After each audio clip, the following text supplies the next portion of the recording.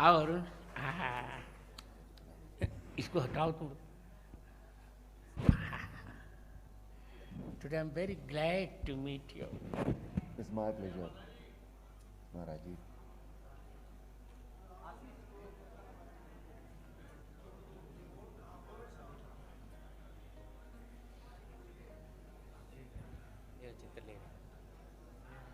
नहीं, मैं कह रहा हूँ उधर से हट जाओ। सब लोग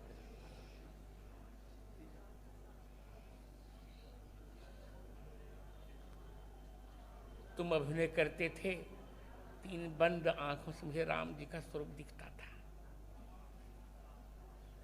बहुत कृपा आपकी, बहुत बहुत बहुत कृपा आपकी।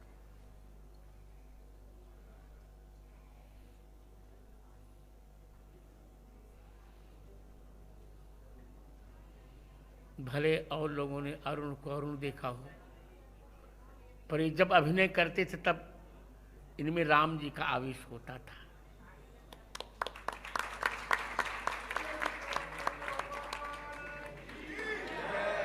और इनको भी लगा होगा कि रामत्व, जब तक भारत में राम सापेक्ष राष्ट्रवाद नहीं होगा तब तक भारत के कल्याण की कल्पना नहीं की जा सकती।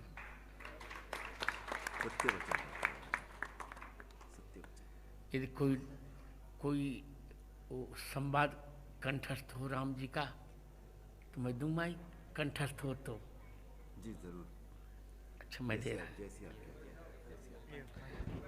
मैं अपने वक्तव्य में ही अरुण गोविल को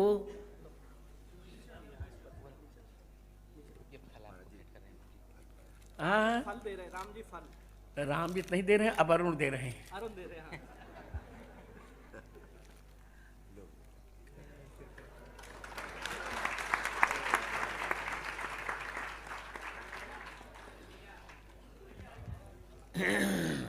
अरुण मेरी जीवन का सबसे बड़ा लक्ष्य रहा है राघव। 5 वर्ष की अवस्था में मैंने जन्म के 2 महीने बाद अपने नेत्रों को मैंने विदा किया था। 5 वर्ष की अवस्था में पूरी गीता कंठस्थ की और 7 वर्ष की अवस्था में पूरे रामचरितमानस को कंठस्थ किया। और संसार की सारी तीनों ईषणाएं मेरे मन में नहीं रही। कुछ नहीं, न कोई चमत्कारी बनना, न बाबा बनना, सब कुछ हो चुका। न पैसा चाहिए, तो केवल में केवल अर्थ चाहिए, न धर्म काम चाहिए। कौशल्या कुमार मुझे राम चाहिए। मैं अरुण को हम माइक दे रहा हूं। राम जी का एक जो सीरियल में प्रसारित हुआ था, वह कोई एक परिसंवाद, मैं डायलॉग्स नहीं कहूंगा, परिसंवाद सुनाने के लिए। आप लोग बैठ जाइए, फिर मैं उपसंहार करूंगा, फिर तब आरती होगी। परम पूज्य महाराज जी के चरणों में कोटि कोटि वंदन। आप सभी बहनों भाइयों, आप सबके चरणों में नमन। आज मेरी बरसों की इच्छा पूरी हुई है, महाराज जी के दर्शन करके, उनका आशीर्वाद प्राप्त करके। जिस स्नेह के साथ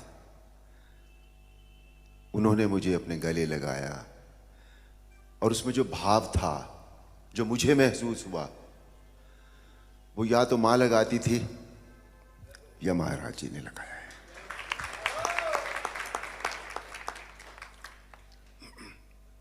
महाराज जी की आज्ञा हुई है रामायण का एक परिसंवाद सुनाने की।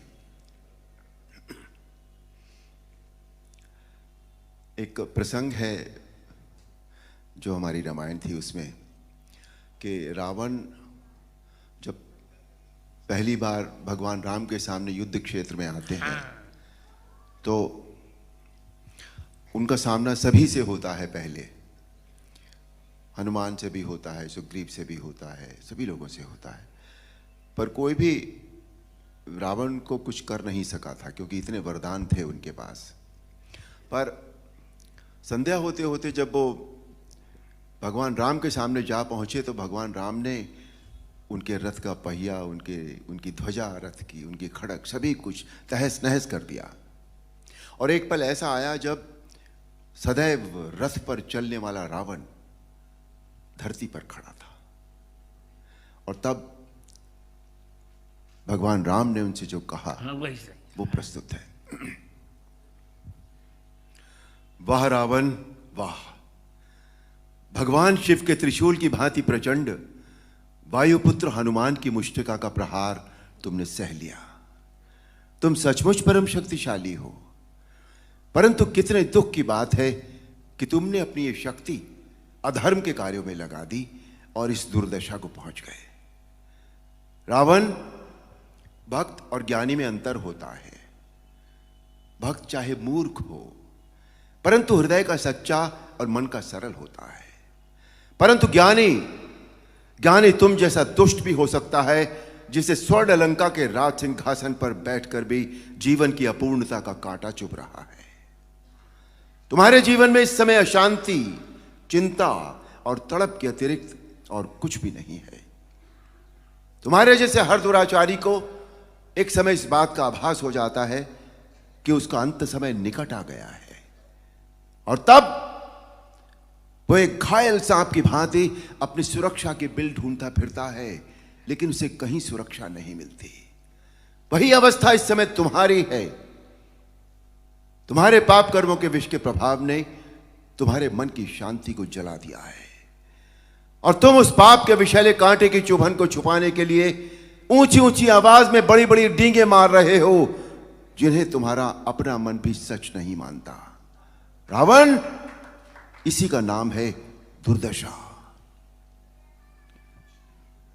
रावण, युद्ध जीतने के लिए धर्म और आध्यात्मिक शक्ति की आवश्यकता होती है। पाश्विक बल और अस्त्र शस्त्रों की गिनती से युद्ध नहीं जीते जाते। तुमने एक समय लक्ष्मण से कहा था कि तुम्हारे यहां कोई नीति, न धर्म की नीति होती है, न युद्ध की नीति होती है, परंतु हमारे यहां युद्ध का भी एक धर्म होता है। हम निहत्थे शस्त्रहीन शत्रु पर कभी वार नहीं करते। यह है रघुवंशियों की वीरता। तुम इस समय अपमानित अवस्था में, शस्त्रहीन अवस्था में केवल शत्रु की दया के कारण जीवित हो। इसी का नाम है दुर्दशा। अब जाओ, कल फिर शस्त्र लेकर आना, और अगले दिन हम सब जानते हैं, आप सब जानते हैं, अन्याय पर न्याय की जीत हुई, अधर्म पर धर्म की जीत हुई, अनीति पर नीति की जीत हुई, और असत्य पर सत्य की जीत हुई। बोल सियापति रामचंद्र की जय। महाराज जी, आज मैं तुम्हें क्या दूं? इतना ही दूंगा। तुमने बंद आंखों से मैंने राम जी को देखा है, और तुम मेरे छोटे भाई से, तुम जान के बोल रहा हूं, आप नहीं बोल रहा हूं। यदि तुम चाहोगे तो जगत गुरु रामानंदाचार्य होने के नाते मैं तुम्हें राम मंत्र की दीक्षा अवश्य दूंगा। अहो भाग्य महाराज, अहो भाग्य स्वामी जी। बैठिए बैठिए, 2 वाक्य बोल के फिर विश्राम होगा। जो वाक्य